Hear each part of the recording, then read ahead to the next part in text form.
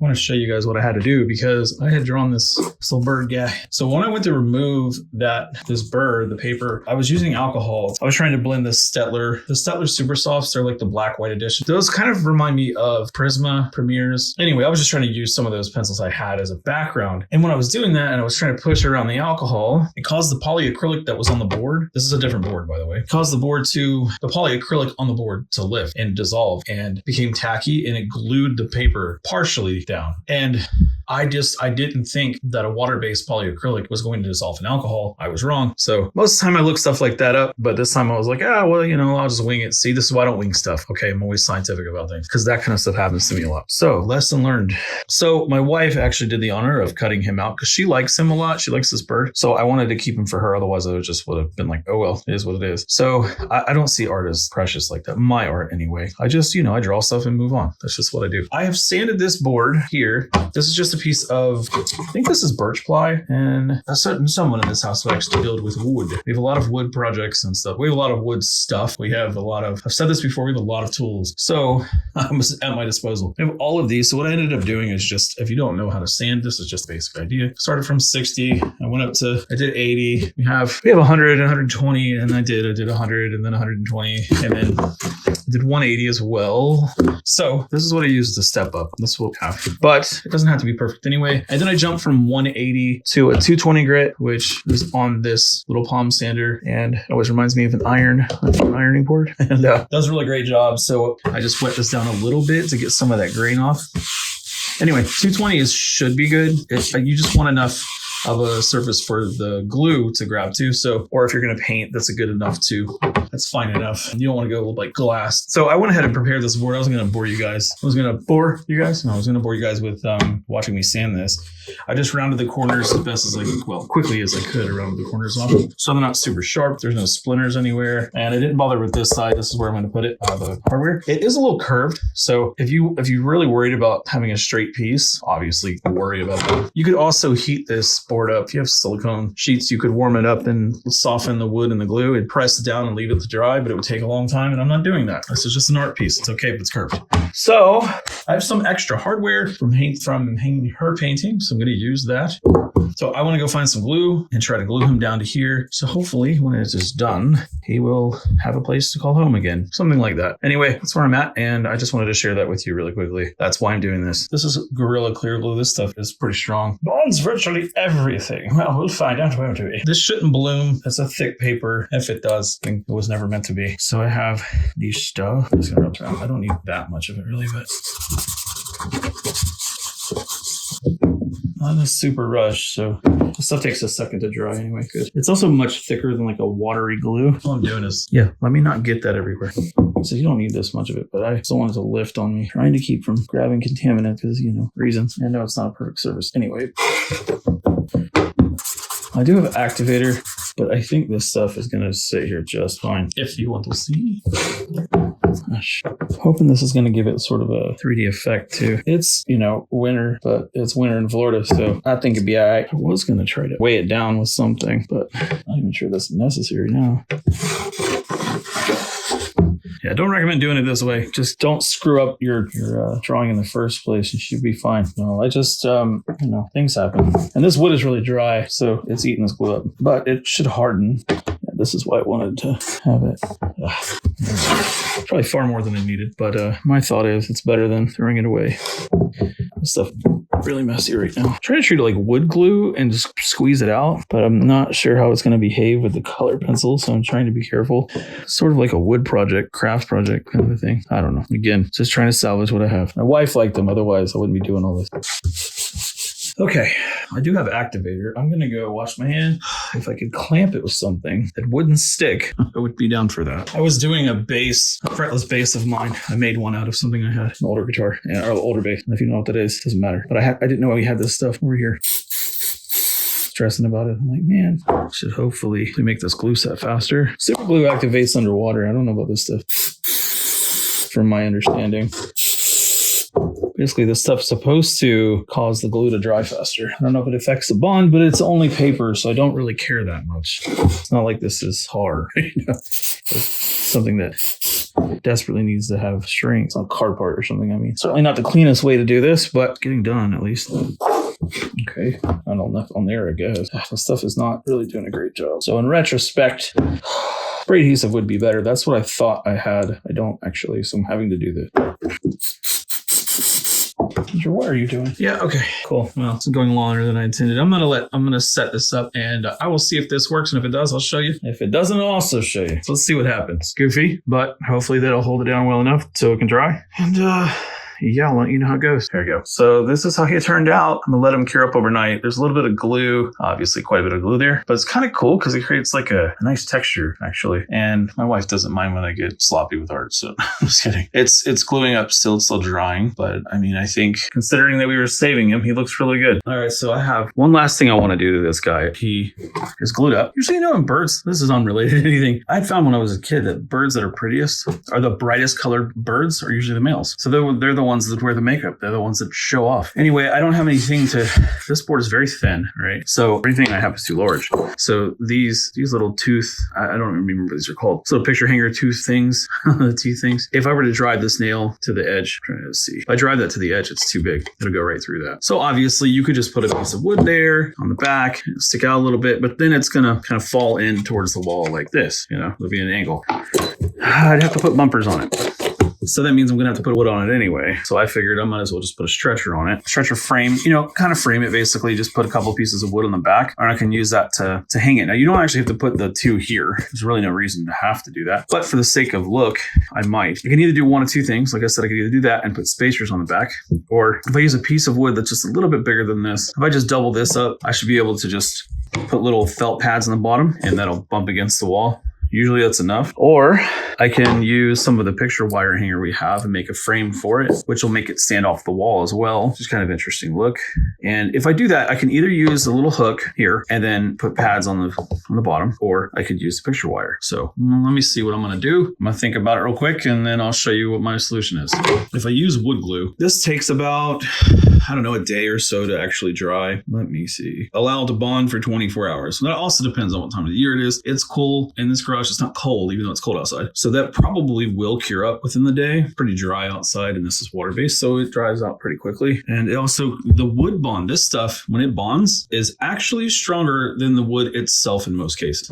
So I might use that. You don't need much, but basically you just make sure your surface is sanded and clean, and this is not, so I'd have to do that. You can also just use nails, but the problem with that is it's going to create little nails in the board itself, and I don't really want to do that either. I want a clean look on the front. Even though this is messy, I don't necessarily want nails in here. If I were going to do that, I would just look for the center line, put a nail in it, and hang it on the wall. Like, that's the easiest solution. I really don't want a nail above his head. So the optimal thing I can think to do is I'm going to put a towel down to protect him a little bit and sand this off just on the edges, and then apply some glue on it. So that might actually be the answer. I might do this and create a frame. I have to look and see what wood we have left, and a lot of scrap, but I want to make sure I have enough to create a frame.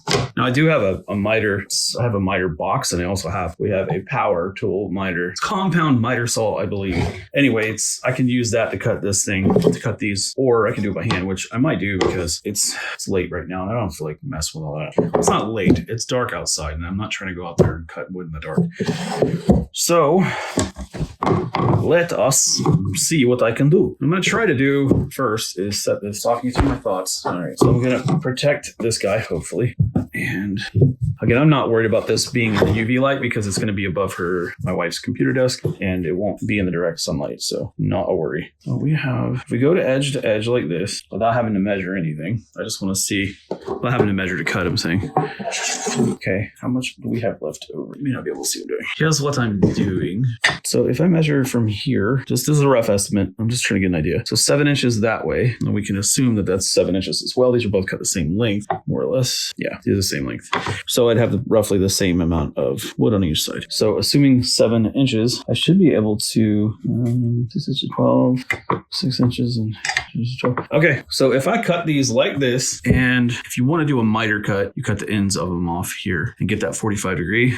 Do the same thing over there. And this is kind of overkill for this board, but I don't really have any other wood I can frame with. This is a good option. It's quite thick. So what's going to end up happening is this is going to stand off the wall a bit like that. with the frame all the way around it. So it'll make it look cleaner, I think, and more like a boxed wood.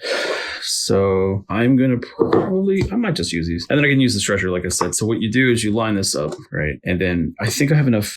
These are 7. If you do miter cuts, the only problem is I've only got about 6 3/4 inch or so, a little bit more than that. Maybe I'll just round it to 6 3/4. Okay, if I have 6 3/4 of an inch, I can very easily come from here. I'm trying to use the wood that's here without having to use anything else. So if we do that, I can't miter it because it will it's going to have to be a square box. It's not a big deal. It just won't look as clean, but that is what I'm working with. So what I'm going to do is mark this, and the easiest way to do that is actually like this. This is because this board isn't perfectly cut to some length, and it makes it easier if I just go in here, right? And also another important thing, this board is rounded, so I can squeeze this down when it's gluing and it will flatten the board out.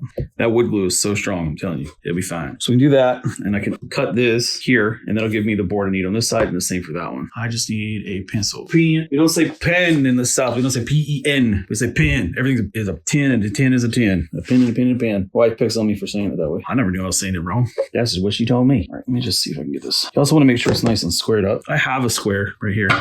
I know that this is pretty square, so that'll be fine. And then the same thing for this one. I'm just making sure this edge is flush here. Then it should be good. All right, so then I'm just gonna straight cut these using a Japanese Japanese saw and a miter box. DIY, arts and crafts. I don't know if you can tell, but I build things to work on. I've built my own guitars and things. I've built a body of a guitar, and I've also worked on the neck and stuff myself. I've done a lot of things to guitars. I've never actually built one completely from scratch, but I should do that. It's unrelated to anything. I just like making things. Can you tell? Art's about creation for me. Not so much self-expression necessarily. Sometimes I can be self-expressive. Most of the time. All right, the trick with this, I don't ever use this by screwing it in. You really should. I could do that. I almost never do. There's plenty of wood to grab into here. So if I just use like 1-inch screws, probably drill it down in there. Just leave the screws there, I suppose. Nonetheless, you don't really have to do that. This actually has an edge on it. It goes right up to the edge. This is actually a really nice miter box. And I just want to make sure the teeth are lined up right on that line. This is a Japanese pull saw. A lot of luthiers swear by these. It's a person who makes guitar. The way the pull saw works is it doesn't cut when you go forward. It only cuts on the way back. You can see it like pushing forward. It doesn't cut. It's a little more controlled than trying to push forward. Yeah, my hand's getting out. I'm going to have to clamp it. I usually just use a clamp on it. All right, what I'll usually do if I'm having problems with it like this is I'll grab a clamp and clamp this down. I don't usually screw this down. I might give in and do it. Drywall screws will work just fine. That should be enough to hold this in place. I don't feel like clamping it. This is something I use a lot, so I'm just gonna do this. But anyway, now that it is screwed into place, now you can hold this, or you can wedge something, or you can use a clamp on this too. But now it should be a lot easier because it ain't going nowhere. Yeah, see, the saw over there doesn't cut it that clean. It's faster, a whole hell of a lot faster, but if you're worried about cleanliness, this will do it. So my thought is, I know this is a mess over here. Stuff out of the way. We got so much stuff in here. I'm not trying to brag. I'm saying that there's just kind of like a lot of crap in here. There's a lot that we just sort of got collected over the years. You know, we're woodworking and automotive stuff, and I used to work on cars. And anyway, I've done a lot of things. That's what happens the older you get, the more you've done, especially with our generation. My fellow cohort. I just want to see how this looks because I need to know how much I'm going to cut off. So these boards are basically 1.5 inches. So, that's crazy. These are about 1.5 inches. So I need to just need to take 3/4 of an inch off of this board here. But I will double check that. I don't just wing it. But the idea is get this lined up.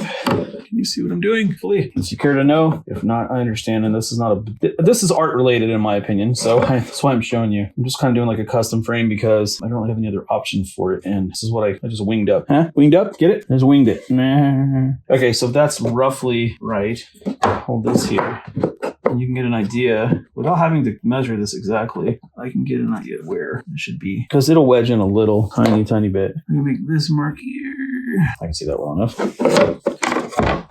And you can double check by measuring, but this is faster to do. It should be about, if I were guessing right, this is about, yeah, 3/4 of an inch just about. That's crazy. I don't know. I'm saying it's crazy because the way that this worked out for this board, for it to be almost right. It's funny. Okay, now we cut the saw. We cut the saw. So I'm gonna cut this piece. This is also much easier to get started. Like the tooth on a normal wood saw can be kind of a pain in the ass. But for precision cuts, try to keep your saw straight. You'll definitely hawk off more wood with a wood saw.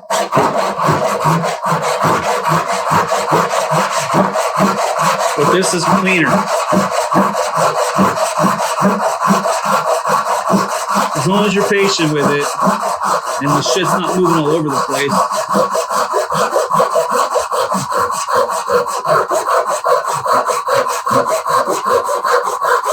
It usually just falls right off.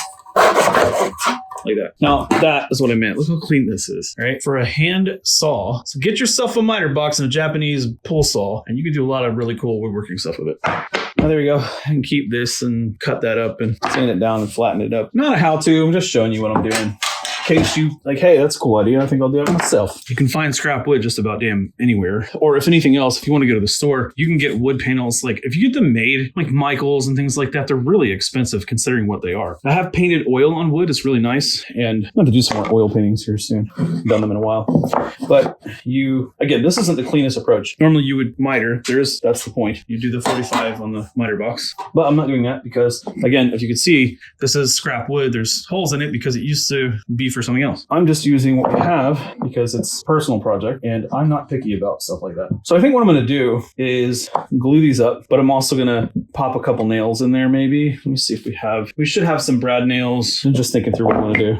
So since that's good, and I know this is good, then I know I can just cut this to the size that I need. This is manufactured end, so might as well use it. And just make sure that's square best I can. There. So these two should be good. And now I got to cut this off, keeping the manufactured end. Actually, I am going to cut it the other way because this is not the straighter side. So that's cleaner. That was a much cleaner edge than it would have been. That's pretty damn flat. Okay, cool. Now I have those two little pieces if I need them. This video is getting kind of long. The other portion, now there's a lot of saw marks here or some kind of, I don't know what that is actually. I'm going to sand that off. Some coarse ass 60 grit. I got it somewhere. There's 80. I usually do it. This stuff right here, this is like sanding granite. And I do have I have the little saw over there. I'm gonna move this. It doesn't have to be perfect because you're not gonna see it, but I just want to make sure one side of this is smooth so I can glue it down. And for that, I'm going to use this. It's a 220 grit. Don't have time to sit here and do this.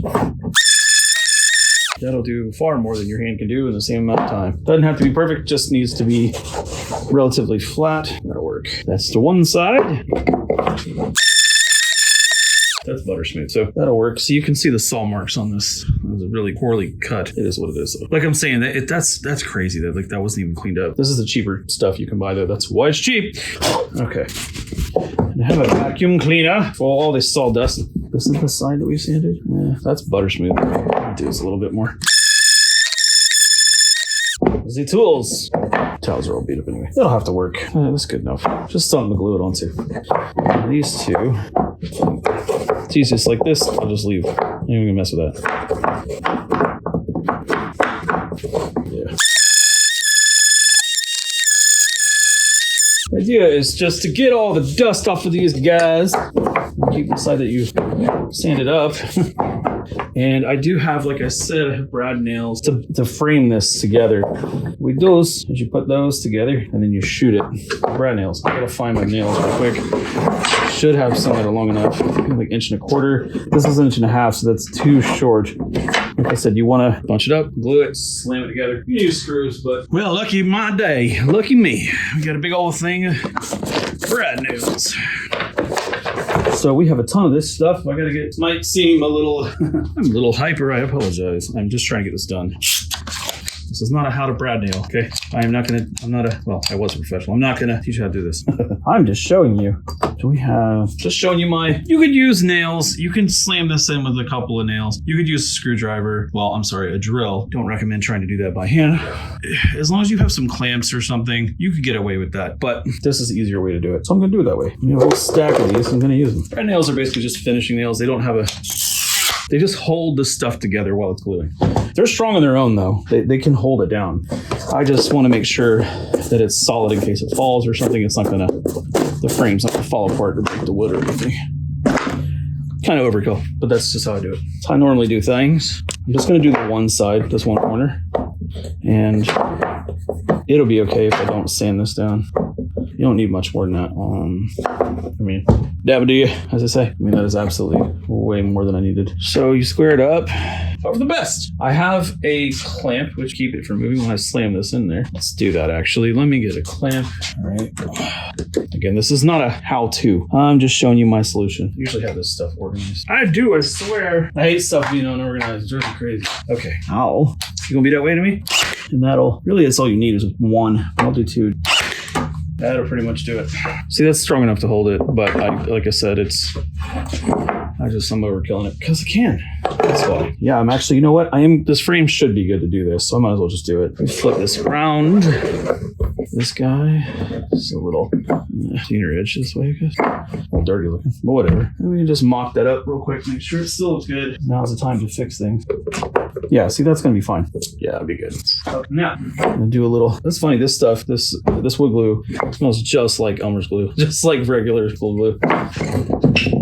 I do it to both sides because the stuff gets like dried out pretty quick into the wood, I'm saying. I like wood glue because you can just, glue wipes off very, very easily, but it bonds really, really hard to wood, so there's magic in it, I say. Magic. Okay, and like I said, you don't need much of that stuff, it's pretty strong. Be good on that side.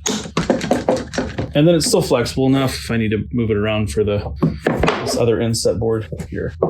So as long as it's square, pulled in, it should be good. See, that's pretty good. I'm just holding it tight for a second. See if I can get it flush. Okay, let's do the glue. Like I said, you don't actually have to sand this side of it. This is just overkill. Absolutely overkill what I'm doing. But I like doing it because I want it to be solid. And you just wipe off the excess glue you don't need. Oh, here it is. Make sure the right sanded side is up. I keep forgetting we have shop towels around here somewhere. Okay then.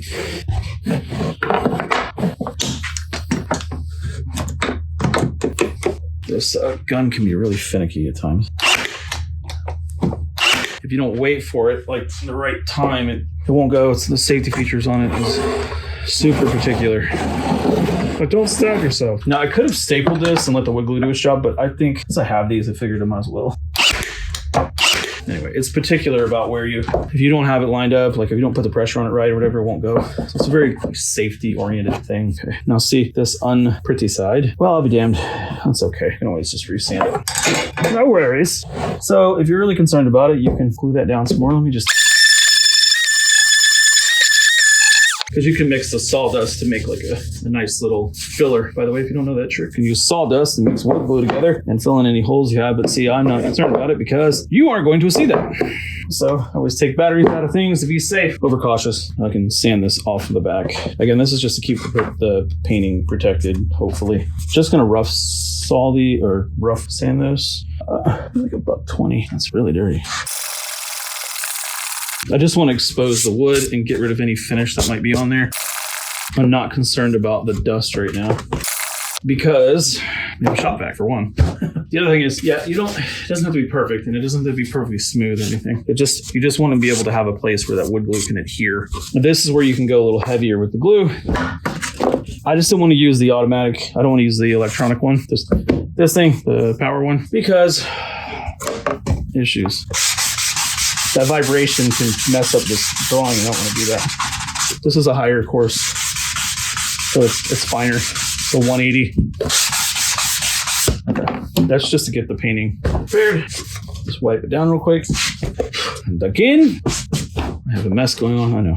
I work messy, but then I clean up. As long as I have the room to do what I need to do. Now, I'm going to do this. Just a center line bead. Go all the way around. Because the trick is to this, I can wipe the excess of this down. I want a good amount of this stuff on here. That's the only thing that's going to be holding this on. So I have a ton of clamps that I can use. Just kind of wipe the excess off of the edge there. I know that it's about 3/4 of an inch all the way around, so that's why I'm going about this wide.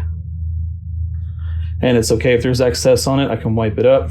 Wood glue dries really, really hard, so you don't want to leave it wherever there's some you don't want. You know, if it's on the front, you need to clean it off immediately with some water, a wet rag or something. Otherwise, good. I'll just put a little bit more because that's kind of dry now since God, it's like no strength. So then flip this over. Now see any of this stuff that's on the inside that you don't like, clamp this guy down to keep it from gluing up on stuff. Now this, like this in here, if you don't want to know this glue, I don't care because like I said, this is a project for the house. So I don't care if you can see that, but I do want to clamp it though, because I want this to have, one thing I want this to be flat. So a little bit of pressure will go a long way. Now I just need to do something to protect the wood. And one of the things you could do is use another piece of wood. This isn't going to clamp to it. So those little guys I had earlier, or a piece of foam, something to dissipate the pressure, not directly on the artwork itself, if possible. Like I said, my wife has a business, and this business makes it so I have things. Now we keep everything that we get from like Amazon and stuff. So I knew we would have the spring clamps somewhere. Why he's freaking out like I'm gonna hurt him. Cat's insane. Okay, there, that'll give it some tension. Hello, Bob. What are you screaming about? Okay, that's just a little tiny out there. That's okay. It must not be. This isn't perfectly square, but neither is. It's fine. I'm not worried about it. I mean, absolutely perfectly square. It's not. What, Ginger? Meow. Yeah, we have tons of spring clamps because I told you, woodworking, and the clamps don't move. And with enough of these guys, we have a bunch. So I think this might be enough, but I might go ahead and get 2 for the corners. All right, so this guy on here, this will give you equal tension around the whole thing. It's kind of absurd for such a little project, but whatever. See, scrap wood becomes artwork. All right, this is literally every spring clamp that we have. That way it gets a little bit more pressure because that foam is pulling back some of it. I think that should do it. I'm gonna let this sit here for a day and see how it goes. Okay, this is a great reveal, big grand reveal. We'll see if it held up. Let's just hope for the best. I've never had a problem with wood glue not setting, but you never know. So. Man, that's pretty good. See, nice and flat. Hopefully you can see that. Nice and flat. And like I said, the wood glue I didn't clean up. I just wiped down. Can't really even see it in there. So not a worry. This is quite heavy, actually. Kind of cool that it is. And he kind of pops off of this. So this is going to be nice. It's going to sit on her wall like so. Now I could either do a little, what do you call it? A little hook on there, which I might do. We also have picture wire, which since this is small, I'd have to do picture wireless. Over here. I don't know if that's really going to be necessary. This is very, I might just do a picture hanger. Let's make it easy. Let's do picture hanger. Save the wire for big canvases. I'll save it for my canvases. I have quite a few canvases, so I might as well just save that for that. Let's try to protect this as best as I can. And let me get my handy dandy hammer. Right. All right. Yeah, this will just be easier. This is a smaller frame. I'm sure it's the right way up. I have done that before. Not paying attention to what I'm doing. Now, of course, the way these work, as long as you're close to the center, you're good. But I'm going to measure this to be sure because I'd rather get it centered close as possible so that the center, it's not, you don't want it to be like slightly off. That just annoy me. So measure that real quick. And the reason last time, I don't even know if I mentioned this, but this actually has the square has a mark here for measuring inside like this. And then it has one on the outside for measuring like that. So let's see where we're at. I mean, that's just shy of 11 inches. It's about 11 on that one. I mean, really close. 6.5 would be 5.5 inches would be. All right, so I'm going to put this at 5.5 to 11. So it'd be just shy of right in this region. That should basically be center line. Now you can also do one of these measures. Go corner to corner, this, and you can usually get the center of this board pretty close. This is just to verify them in the right spot. Now, right here, yeah, that's really real close. So, I mean, yeah, that'll be good. So if I put the center of this basically here, I think that would be good. If we hang it from here, center, I've said this before, I have little felt pads I can put on the back of this. When this goes through, it's going to stick out maybe like 1/4 inch or something. And normally you want to have the hanger be about 2 inches shy of a bigger canvas, or like, basically just shy of the underside of the frame if you're using a picture wire. So I was thinking down would be better, but I think I'll put it here and then I'll just put little felt pads if I have to. All right, here's the hoping. pretty close to center. And like I said, this sits about yay high. These are really cool because they have a lot of times they have those little tiny ass nails and they're really, really hard to get in there. But this thing makes it really easy. I can't tell you where they came from. Probably Temu. It floats a little, but it's not a big deal. I don't think she cares. If I have to, I can always glue it down more, but I think cool floating.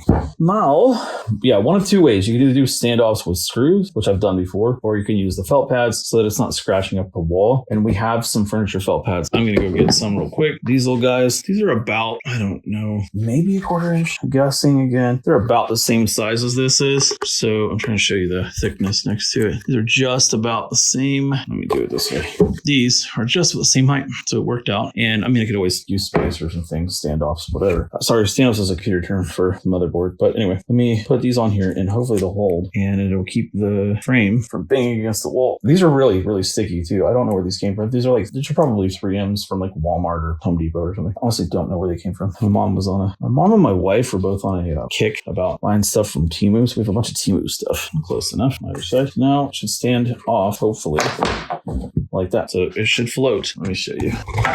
It's sitting on the table and floating. So that should work against the wall and it should look nice and clean. And I'm going to go install it and I'll show you what it looks like and that'll be it. All right, this is like a little wannabe self-tapping drywall anchor. Hopefully it'll work the way it's supposed to. The problem is in Florida, we have homes that are concrete around the outer side of the walls.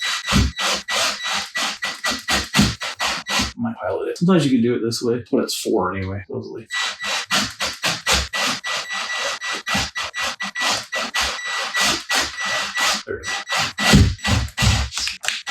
Yeah, see, you hit the drywall on the outer side. I mean, the brick.